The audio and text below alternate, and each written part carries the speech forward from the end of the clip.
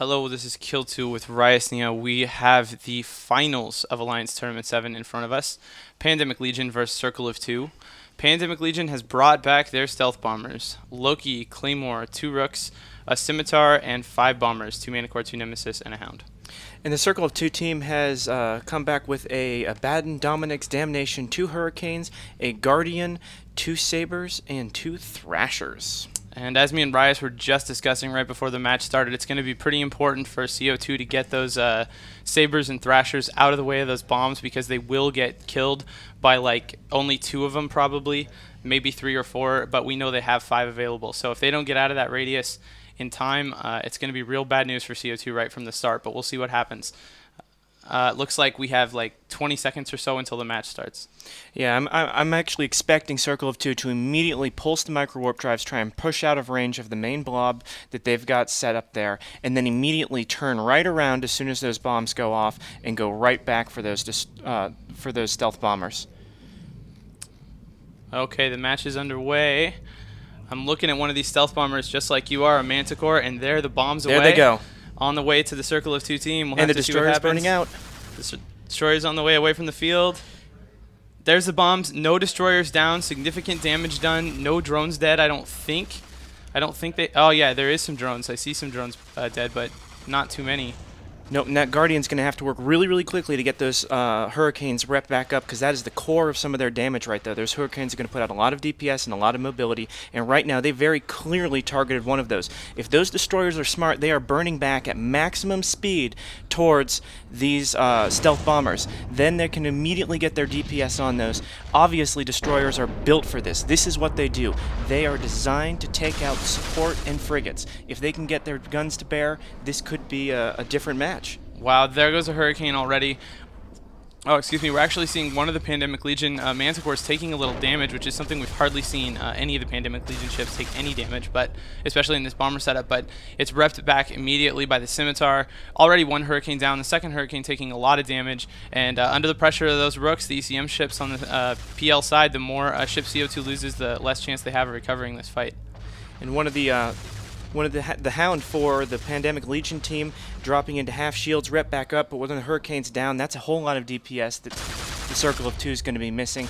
Right now, they're still sitting at 2 battleships, which is definitely some DPS, but it may not be enough to overcome the skill of this Scimitar pilot, who's really just kicking some butt. Yeah, he's not even stressed out. The PL Scimitar pilot, well, now a Rook finally at about half shields, but of course repped right back up.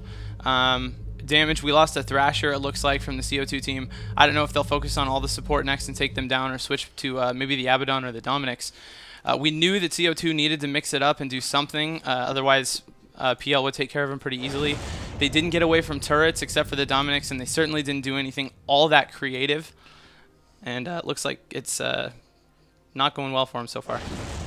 Yeah, right now, I'm not seeing a whole lot of damage coming from the Circle of Two team. Not exactly unexpected. It's been really hard to get any damage onto the Pandemic Legion team. Now, they're clearly trying to do a little bit of target switching as fast as possible as one of the Sabers drops, but it's probably not going to be enough.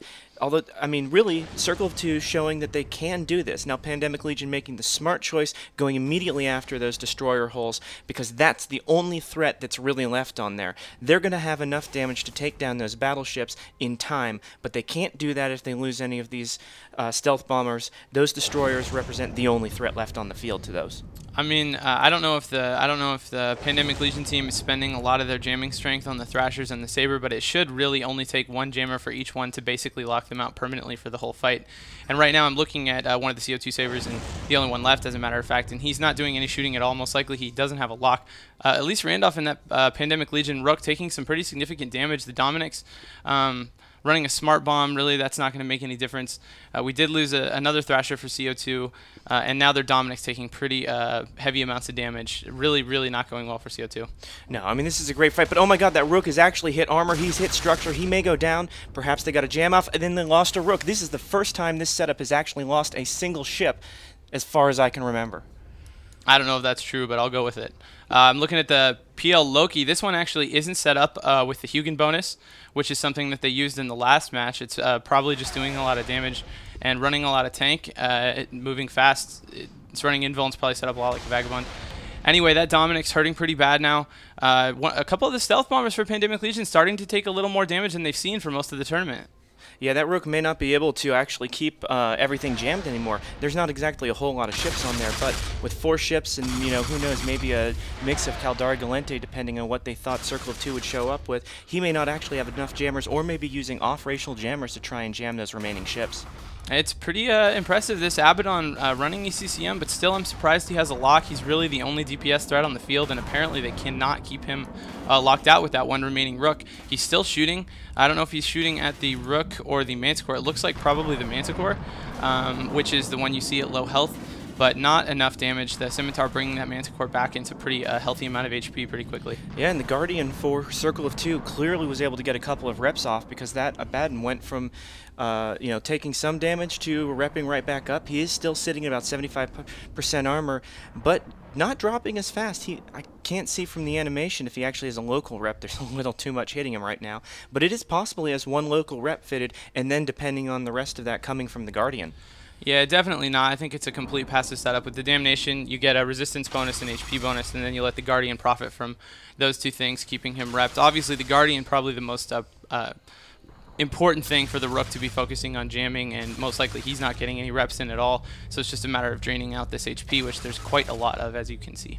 Yeah, that Abaddon is definitely going to go down. It's just a matter of time. The Guardian doing everything he can to keep him alive, but yeah, he doesn't look like he has a lock right now, and he's certainly not able to do much. A little bit of target painting going on. We really don't need to be wasting it on a ship that big. It is a barn, and it's not exactly going to be hard to hit from that range. Yeah, Abaddons are barns. The stealth bombers, it would be nice to know exactly what was going on in their mid slots. I know I've seen some target painting, and you know they have the option to run tracking disruptors, to run damps. There goes that Abaddon, the barn finally dead. So they'll move to the Guardian next. It looks like not much more to go through for Pandemic Legion. Now here's a ship where the target painting does make a difference. Guardians, of course, getting a bonus to their signature radius, or not a bonus, but they already have a very small default signature radius as logistic ships. So that target painting happening from the Claymore, it looks like. Yeah, and yeah, there's just really nothing left for CO2 to do at this point. Pandemic Legion continue. I mean, this is awesome, actually. Repeat champions. Both years, a complete domination of the tournament as far as I'm concerned. They lost 1 match this time around to V3 early in the tournament during the qualifying rounds with the setup not as cool as this one they're using right now. But I think, you know, we may have a, what would you call it, like a tournament dynasty or something like that. We'll have to see how they do. I don't see anyone in this tournament that's even close to their level of execution and their level of planning. I mean, it's entirely possible. The last dynasty was Band of Brothers, who obviously, you know, reloaded as Ken, didn't do quite as well, and that Guardian going down, so just a matter of time for the Saber and the Damnation to drop. It's, you know, Dynasty, sure. I mean, PL have really been pretty amazing. If they do it right, they could continue to be amazing for a very long time. I still would kind of like to know what exactly happened in that first match versus V3. You know, it's really unusual to see a team this strong, who can do this well, field a setup that just doesn't win. I mean, was the V3 team better? Was the V3 team, you know, what it took to break Pandemic Legion? I don't think so. This Damnation, now the next target, it looks like they're actually sort of having a hard time catching that CO2 Saber. He hasn't been able to, oh, he just activated his guns for what was probably the first time in the fight. You know, we talk about the small ships and how they're really awesome to have the support for fighting stuff like stealth bombers, fighting other support. And in this fight, they're really just a total non-factor. Even though they escaped the bombs, which could have killed them in 1 volley, they still just didn't do anything because of the jamming.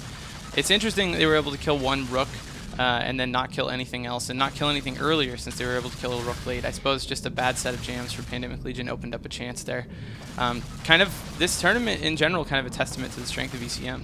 Now, I'm actually being told by someone from Pandemic Legion that they overloaded their hardeners on the golems in that first match versus V3, and that may have actually been what caused the loss of that fight. It wasn't as impressive a setup as some of their other ones with the 2 golems, Vulture, Tengu, Drake, Curse, and Hawk. I've certainly liked the other stuff more. It was far more inventive. But, you know, maybe that was it. Maybe just 1 player making 1 mistake was the difference between a win and a loss for the team. Yeah, and I mean, that's the kind of thing that could be responsible for a lot of the stuff that happens to other teams that get knocked out. And Pandemic Legion doesn't usually make those sort of mistakes, and that's kind of what sets them apart, or at least one thing that sets them apart. That Damnation now Really low armor. He has a big tank, obviously, but they're about to finish him off, and then it'll just be one Saber that stands between them and 50 hilariously awesome new unique Minotaur cruisers. Yeah, and I can't wait to see some of those kill mails come out. I'm sure that Pandemic Legion is going to have a whole lot of fun. Probably lose a couple of them on the first few days after they're built. But, you know, congrats to Circle of Two losing their damnation with just the Saber left. That, you know, has been really an amazing tournament. Pandemic Legion, you stepped it up to a whole new level in the last couple of matches. And the Stealth Bombers, a setup that I don't think anyone expected to do so well in this match, just dominating. Yeah, in the tournament in general, nobody, you know, some people tried Stealth Bombers, they didn't do so great, and we wouldn't have thought so from the beginning that they would do so great. There goes that Saber. So that's the end of the match. Congratulations, Pandemic Legion, on a really amazing tournament. We all thank you for the entertainment, especially your semifinal match. Check that out if you didn't already. Yeah. We're going to send it back to Soundwave, you guys. Thanks a lot.